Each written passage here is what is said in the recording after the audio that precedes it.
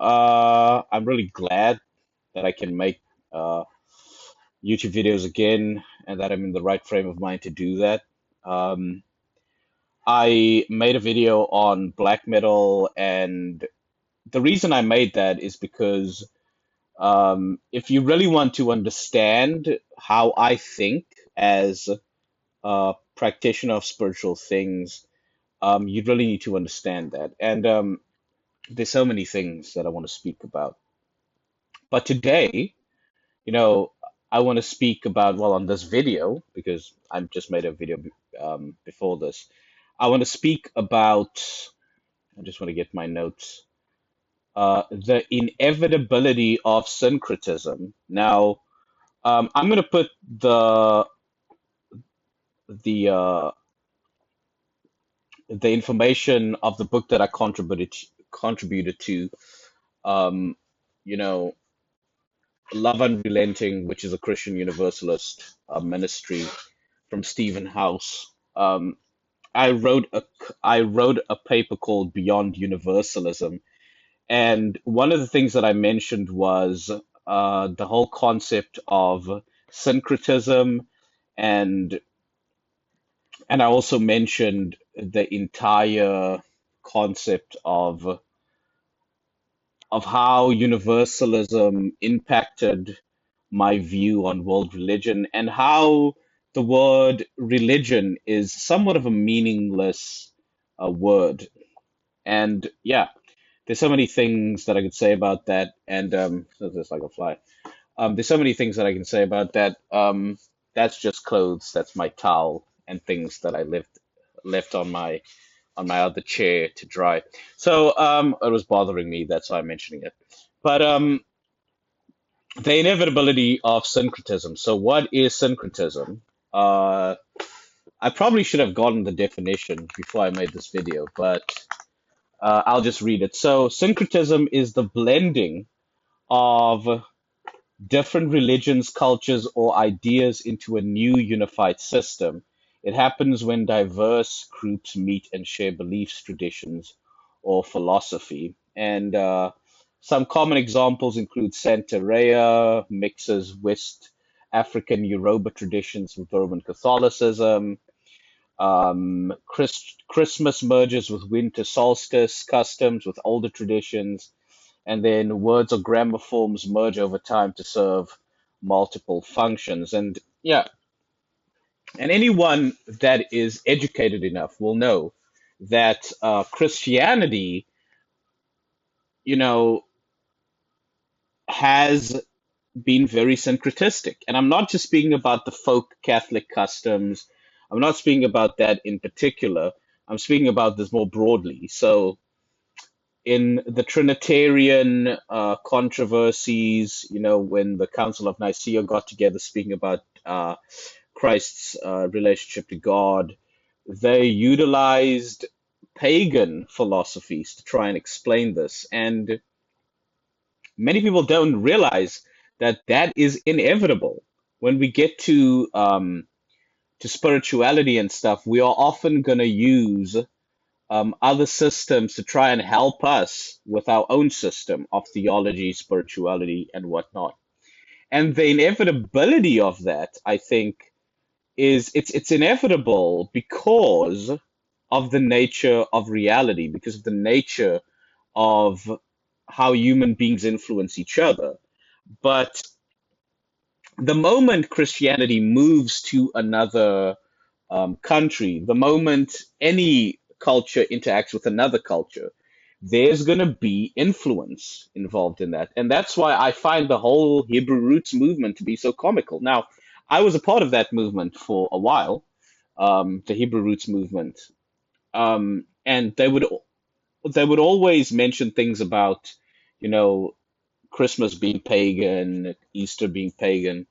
But what's so funny about that is that they don't realize how their own Hebraic roots was somehow connected to the broader ancient Near East concepts in the Torah.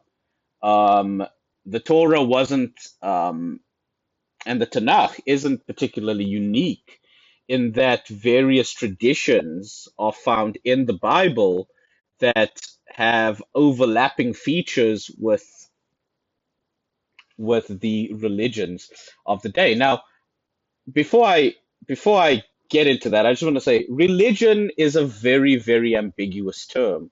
And I've often said that it means so much that it actually means nothing. And the same can be said of the word Christianity. What do you mean when you say Christianity? Are you speaking about Orthodox Christianity, Roman Catholic Christianity? Are you speaking about Protestant Christianity? Because everyone has their own understanding of what that means.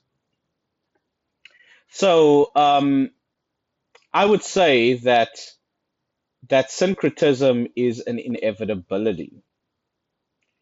Okay, just by virtue of what religion is, and the fact that it is quite clearly um, the means by which Christianity came into existence. So, what I mean by that is Christianity in its current form was not isolated from the rest of the world. If we're looking at the Trinity, if we're looking at anything, there were certain philosophical concepts that gave us the end product of what is now called Orthodox Nicene Trinitarian Christianity. And that isn't a bad thing. It just means that's the reality. So, um, what I want to go through is just a couple of passages about syncretism and pluralism. Now, if syncretism is an inevitability, then Christians have to come to terms with some form of pluralism. Now, people might say John 14:6. Now, I didn't explain what pluralism is, so I'm going to have to get the definition for that too. Just type it out here. So, pluralism is a way of thinking and living where many different groups, beliefs, and ideas live together in peace.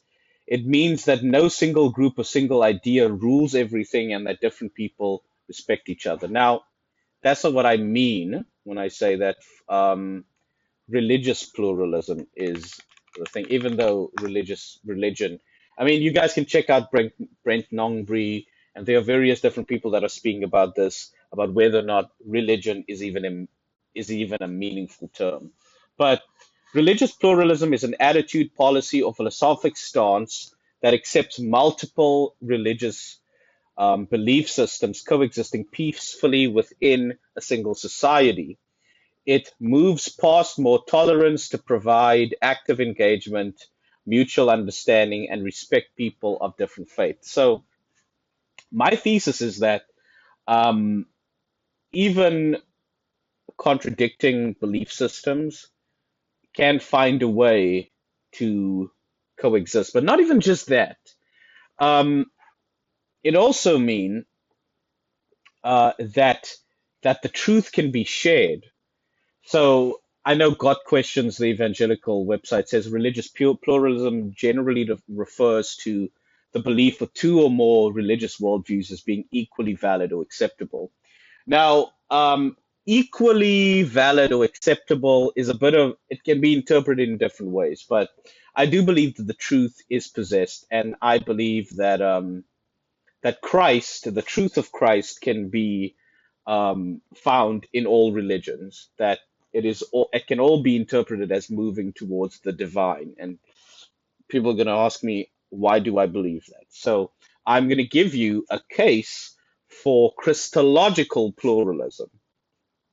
And some of these verses you might disagree with me on the interpretation of it, but here goes. So as a pluralist, I would argue that the Tanakh and the New Testament generally center on God's universal reach, general revelation, or the presence of divine truth outside explicit covenant boundaries. So, if God has a covenant with the Israelites, it doesn't mean that He necessarily excludes anyone outside the covenant, and so on and so forth. And so, this is a concept that you need to understand. Malachi 1:11. I mentioned some of these verses and some of these concepts in my black metal video. If you guys want to check out that, you can just look for that, or I think I can put it in the description of the video. But Malachi 1:11. For from the rising of the sun to its setting, my name will be great among the nations, and in every place incense will be offered to my name and a pure offering. Now, something that you need to understand is that when the Bible speaks about the name of Elohim, the name of Yahweh, it isn't necessarily speaking about Yod Hey Vav Hey. And now I am recontextualizing this text to a Christological understanding. Um, but the argument is that this is an explicit affirmation that God already accepts the sincere worship rites and offerings of pagan nations under their own local traditions as worship directed towards Yahweh. So the name of Elohim, Philippians 2 says that every tongue will confess that Yeshua the Messiah is Lord. Um, so if they're able to accept that, we know that no one accepts that Yeshua is the Lord, but by the divine breath, by the Holy Spirit. So this is at least one verse that you can actually think, well, how are they going to come to accept Yahweh? Well, they're gonna believe in him. And I don't think it means necessarily the name of Yahweh, the literal Yod He Vav, and the covenant name of God that he gave the Israelites. But as Justin Martyr says, that was the thought that I didn't complete. Um, Justin Martyr says that to say that God has a literal name is to rave with other madness. So the name of God has more to do with the character of God, and so there will be offering of incense to the one divine truth that isn't confined to the covenant boundaries of Israel. That's what this verse is saying. Genesis 14, verse 18 to 20. Um, Now, for some reason, I didn't actually put the verse here, but I'm not going to read it. But basically, the argument is that Melchizedek is a Canaanite king of Salem who serves as God Most High, um, who serves as God Most High before Abraham's covenant line exists. Sorry, not serves as, but Melchizedek is a Canaanite king who serves El Elyon. He serves Elohim. He serves the divine before Abraham's covenant boundaries, before that even exists. So I would say that as a pluralist, I can use this to argue that valid knowledge and priesthood of the one true God exists independent of the Abrahamic revelation. Or we can even say that there's a pipeline that predated the divine's interaction with Israel. Now, Deuteronomy 32, verse 8 to 9, and Psalm 82, the allotment of the nations. Under a divine council framework, God allotted the nations to various beings, while Israel was Yahweh's personal heritage. So that can give you a bit of context behind why beyond why syncretism and pluralism is kind of an inevitability that we see in the Hebrew Bible. So Acts 17, verse 22 to 28. For as I walked around and looked carefully at your objects of worship, I even found an altar with this inscription: to an unknown God. In him we live and move and have our being. As some of your own poets have said, we are his offspring. So Paul quotes the pagan Greek poets to validate spiritual intuition of the Greeks, asserting that they were already unknowingly seeking and worshiping the true God. So people might say that we're reading too much into what Paul is saying, but I think there's a reason why most people don't like speaking about this verse, because there's so many excuses. Um, yeah, so Acts 10, verse 34 to 35. I now realize how true it is that God does not show favoritism, but accepts from every nation the one who fears him and done what is right. So this is like the ultimate text, because it reveals that moral integrity and a reverent heart, and it doesn't speak about confessing any dogmatic statement, but it makes a person acceptable to God, so being a God-fearer. So I do think that the way that we respond to the divine, regardless of knowing the divine by name, by practice, by covenant boundaries, is a thing. So then there's another, John 10:16. Now you could argue that this is just referring to the Jew and Greek divide, but it's nonetheless something to think about because the Gentiles were traditionally thought of as pagans. And John 10:16 says, I have other sheep that are not of the sheep pen, I must bring them also. So other sheeps as believers within other religion who belong to Christ, even if they have never adopted um, any profession of faith within the institutional church. So I went on for deuterocanonical text because the deuterocanonical text, they have its rich wisdom literature that strongly emphasize universal divine presence, pre-incarnational wisdom. I would have to put an asterisk on that, but and God's love for all humanity. So wisdom 11 verse 24 to 26. For you love all things that exist and detest none of the things that you have made.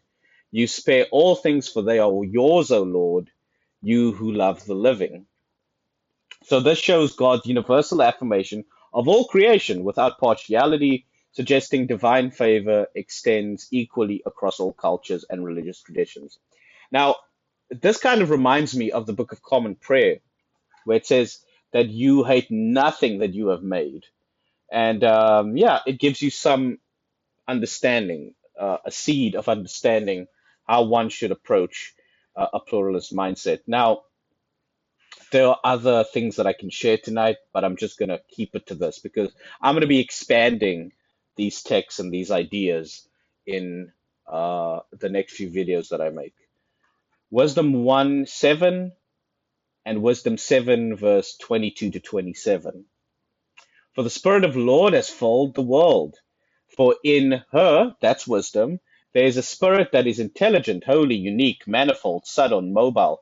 She spans the world from end to end mightily, and she orders all things well. So this identifies divine wisdom as an all-pervading force present throughout the entire earth, animating noble philosophy and religion across all cultures prior to or outside of Israel. Um, and this is this whole concept of the light, the word, who is the light that enlightens every man, John 1:19. Prevenient grace, you would have expected to see the truth pervading all of creation. Because then you have to ask yourself the question, is the gospel sort of like the preaching of the gospel sort of like a divine lottery where only the smart ones participate in him, and then the equally perverse ideas of Calvinism that God only chooses some people and that no one's like. I mean, it's not a moral theology. And then Wisdom 13, verse 1 to 9. I just want to read it because for some reason I didn't uh, actually quote it. So this is from the RSV. I'm just going to read it.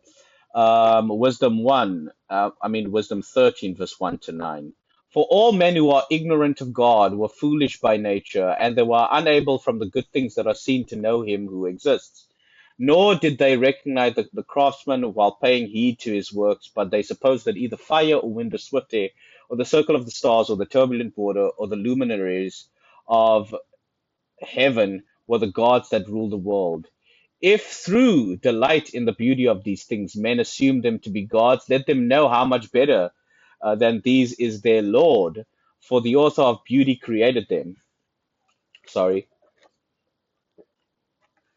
If men were amazed at their power and working, let them perceive from them how much more beautiful is he who formed them. For from the greatness and beauty of created things comes a corresponding perception of the Creator. Yet these men are little to be blamed, for perhaps they go astray while seeking God and desiring to find him. For as they live among his works, they keep searching and they trust in what they see, because the things that are seen are beautiful.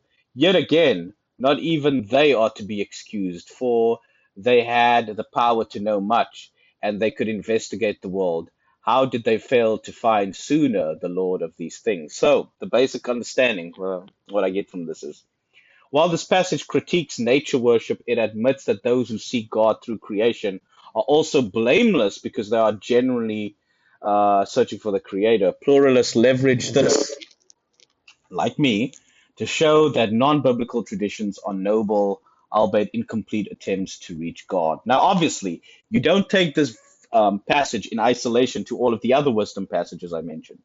So, Ecclesiasticus 24, verse 1 to 12, I came forth from the mouth of the Most High and covered the earth like a mist. Among all things I sought a resting place, in whose territory should I abide.